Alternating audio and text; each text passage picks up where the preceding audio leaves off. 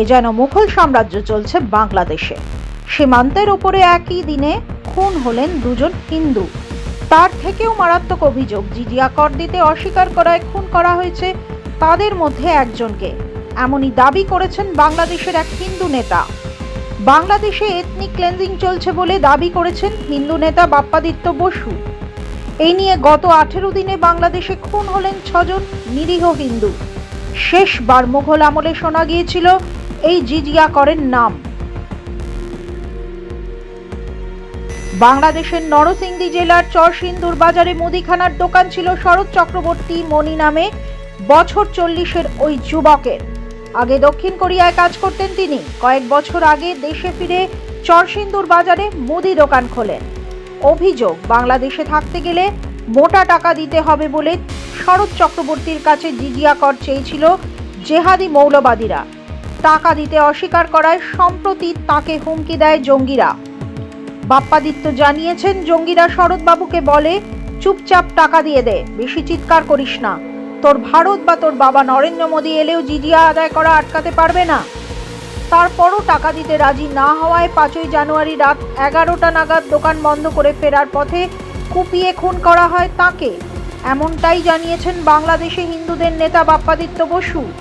নিহত শরৎ চক্রবর্তীর স্ত্রী অন্তরা মুখোপাধ্যায় ও 12 বছর বয়সী একটি ছেলে রয়েছে। বলে রাখি, মুসলিম অধ্যুষিত এলাকায় অমুসলিমদের নিরাপদে বেঁচে থাকার জন্য টাকা দাবি করে মুসলিমরা। সেই টাকাকে বলা হয় জিজিয়া। মুঘল আমলে দেশের বিস্তীর্ণ এলাকায় প্রচলিত ছিল এই জিজিয়া কর।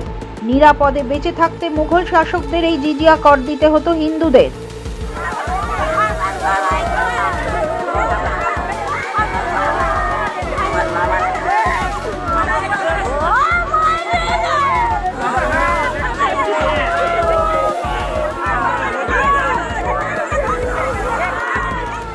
সোমবার সন্ধ্যায় বাংলাদেশে খুন হয়েছেন আরও এক হিন্দু ব্যবসায়ী। যশোরের মনিরামপুরে রানা প্রতাপ বৈরাগী নামে এক বরফ কল ব্যবসায়ীকে গুলি করে খুন করে মৌলবাদীরা। মনিরামপুরের কপালিয়া বাজারে রানা প্রতাপের বরফ কল রয়েছে। সোমবার সন্ধে 6টা নাগাদ তাকে সেখান থেকে ডেকে পাশের একটি গলিতে নিয়ে যায় মৌলবাদীরা। এরপর সেখানে তাকে লক্ষ্য করে পরপর 7টি গুলি ছোড়ে তারা।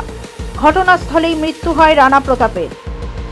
এই নিয়ে গত 18 দিনে মৌলবাদীদের হাতে 6 জন হিন্দুর খুনের ঘটনায় বাংলাদেশে হিন্দুদের নিরাপত্তা নিয়ে গভীর উদ্বেগ প্রকাশ করেছেন তিনি। একই সঙ্গে বাংলাদেশে এথনিক ক্লেনজিং চলছে বলে দাবি করেছেন তিনি। গত কয়েক বছর ধরে বাংলাদেশে হিন্দু সহ অন্যান্য সংখ্যালঘুদের নিরাপত্তা নিয়ে গুরুতর প্রশ্ন উঠে গিয়েছে।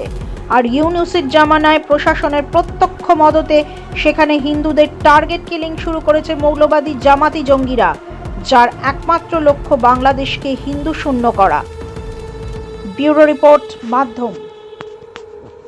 अरुणाचल सरकार का संकल्प 5 प्रतिज्ञा: शिक्षा से सशक्त भविष्य, कृषि से समृद्धि का, प्रकृति का साथ विकास, हर घर तक ग्रीन एनर्जी, पर्यटन से नई पहचान। इन प्रतिज्ञाओं के माध्यम से हम बनाएंगे ऐसा अरुणाचल सुंदर, स्वच्छ, सुरक्षित, शिक्षित, स्वस्थ और समृद्ध। हमारा वादा, विकास भी विरासत भी।